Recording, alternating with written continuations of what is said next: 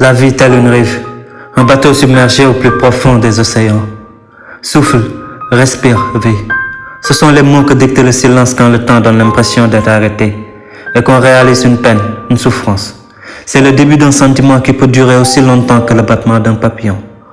Ou bien être aussi court que l'ivresse d'un homme. Car quand la souffrance est courte, elle nous percute, elle nous bouleverse d'une manière brute. Alors quand elle est longue, elle nous dirige, elle nous rend esclaves du temps, elle nous remplit de vide, mais aussi habitue.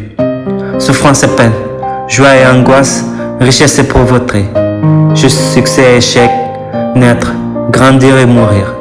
Telle est la vie et ses aspects, un quotidien parsemé d'embûches.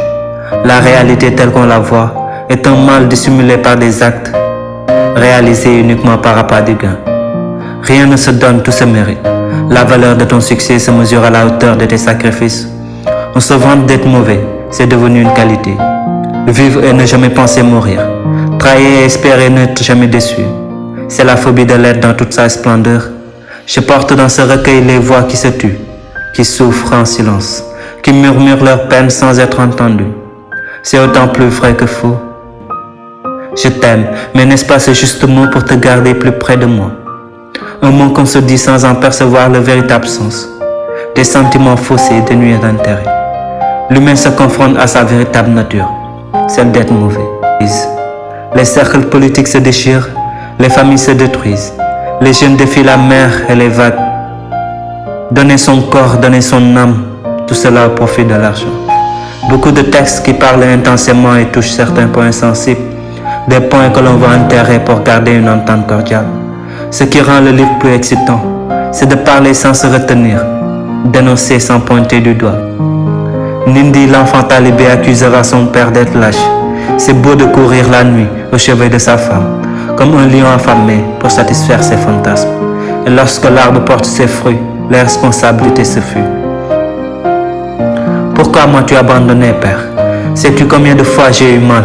Combien de fois je suis tombé malade? Combien de fois mon ventre pleurait sans cesse? Sans pour autant que je te voie. Et l'unique chose vraie est que tu as fui tes responsabilités. A-t-il raison de crier sur son père qui se cache derrière une soi-disant éducation religieuse? N'est-il pas plus beau de se réveiller et de se confronter au sourire de son petit enfant? De marquer ses pas ensemble, de lui apprendre les dires de Dieu sous un autre aspect? De partir le matin et revenir l'après-midi? Être talibé, c'est une noblesse, c'est une fierté, loin de tout ce qui se vit. Car ce que je vois n'est qu'une fuite de responsabilité. Pourquoi je peux t'aimer toi et pas une autre, soit par différence d'ethnie ou d'occulte? Et s'il voulait vraiment qu'on s'aime à nos limites, un seul monde ne suffirait pas pour nous contenir. Sois un libre de tout engagement, sois un libre d'aimer et d'être aimé. Vague d'amertume est une histoire sans début ni fin, une collision de sentiments qui forment un cœur déjà brisé par le passé, mais qui ne voit que le futur et dont le présent dans tout ça essaie de prendre sa place. Les mots parlent à chaque rêve brisé, à chaque cœur aimant, à chaque cœur qui aime. Vague d'amertume, c'est nos vies, des amours impossibles comme Jean et Aïcha, des faits écœurants comme celui des jeunes talibés. C'est tout ce que j'ai entendu, c'est tout ce que j'ai vu, c'est tout ce que j'ai vécu.